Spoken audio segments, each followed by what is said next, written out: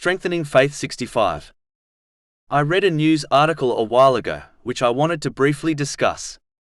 It reported on the coronavirus, and the precautions the public should take in order to keep themselves safe from it. It is amazing how these steps which non-Islamic nations are trying to implement now were advised by the Holy Quran and the Holy Prophet Muhammad, peace and blessings be upon him, over 1,400 years ago. For example, people are being advised to wash their hands regularly throughout the day, whereas Islam advises a Muslim to wash their hands, arms, faces and feet 5 times a day, which is required to offer the obligatory prayer. In fact, a narration found in Imam Malik's Muwatta, Book 2, narration number 37, advises that a true believer maintains the state of ablution throughout the day.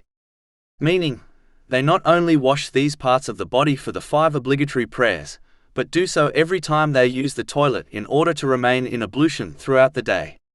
In addition, Muslims have been advised to wash their hands before and after meals.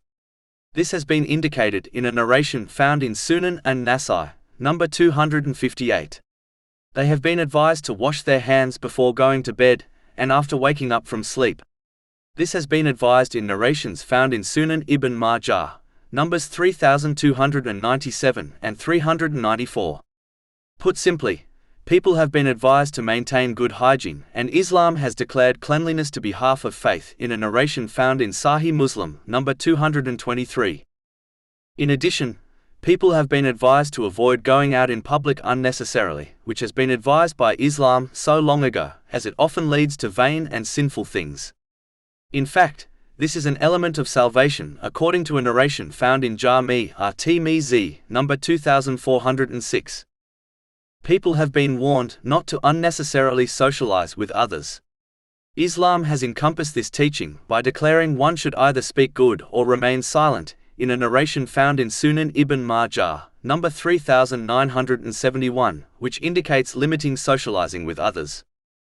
Finally, it has been stressed that people should support each other, such as food supplies, through this difficulty, but Islam has been teaching the importance of this for over a millennium.